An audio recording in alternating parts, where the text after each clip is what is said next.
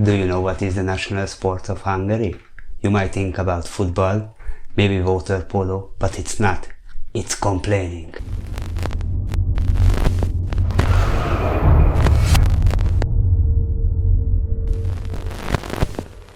Now that we established that Hungarians are really good at complaining, let me just do that for a while. Even though we have one of the most beautiful cities on the earth, if not the most beautiful, we have still some aspects that sucks around here. So let's see 5 reasons why it kinda sucks to be a photographer in Budapest. Reason number 1, you lose one of the golden hours. Now, this is not true for the entire city, but as you know, Budapest is part of 2 cities, so to speak. One part is Buda, which is the more mountainous hilly side, and Pest, which is the flat side. In the morning golden hour, the sun rises above the eastern part of the city, which is Pest. That's the flat part, so you can see the sunshine directly everywhere. However, the late night morning hour, which is setting just behind the western part of the city, which is Buda, is more mountainous. Now, if you want some direct sunlight into your pictures, you need to calculate that on some locations in this city, you won't be able to have that. I know that other cities have this problem with taller buildings or other distractions, but it will steal some of your golden hour time. Now, I know that's not necessarily a problem, but on certain locations, you won't be able to use the sunlight or that really nice golden hour light to compose your pictures.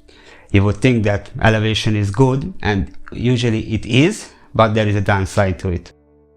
Reason number 2, the lack of the modern urban environments. Reason being, Hungary has some restrictions how tall you can build your buildings. We have one so-called skyscraper. I don't think it qualifies as one, but even though we have a lot of older, really beautiful architecture, if you are looking for something modern, something more urbanistic, something more like modern, Hungary is not your place to be. Reason number 3, it's dark when it's nighttime. First of all, we have these orange lightings which doesn't emit too much light, so Hungary is not really a light polluted city, I would say. It's rather dark, and we don't have those nice lit up billboards or anything like that, like what you would see in London, New York, Tokyo or other big places. It's fine, you can work, and you can use even like crop sensor camera can usually handle the situation, but you know the situation is bad when even the Sony gang is complaining. Reason number 4, awkward in the middle, as I like to call it. So, the city is popular enough to be over-photographed by everyone, even Hungarian and foreigner photographers, but not popular enough to go viral in it. It's much harder compared to, once again, bigger cities like Tokyo, London, again, New York, Chicago, Melbourne have much more clout to them, let's just say it like that. But once again, you can go to the most hidden quarter of the city and you can bet that someone has already taken the picture that you just took a minute ago. So there is that.